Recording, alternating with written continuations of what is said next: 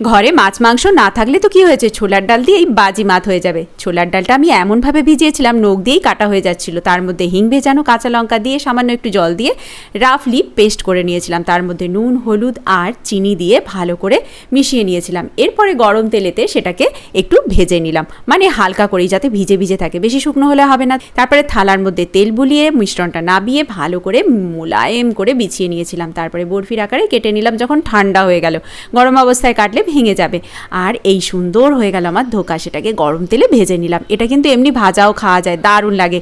তারপর সেই তেলেতেই দিয়ে দিলাম গোটা জিরে, শুকনো লঙ্কা, তেজপাতা, আলু ছেড়ে তার মধ্যে নুন, হলুদ, আদা বাটা, টমেটো দিয়ে ভালো করে কষিয়ে নিয়ে চিনি, লঙ্কা গুঁড়ো, জিরে গুঁড়ো দিয়ে একটুখানি জল দিয়ে ভালো করে কষিয়ে নিয়ে তারপরে জল দিয়ে সেদ্ধ করতে রেখে দিলাম। তারপরে গরম মশলা দিয়ে আর ধোকা ভাজাগুলো দিয়ে সেদ্ধ করতে রেখে দিলাম। ব্যাস 3 মিনিটে রেডি আমার ধোকা ডালনা। ধনেপাতা কুচো দিয়ে পরিবেশন করছি। গরম ভাতে দারুণ লাগে।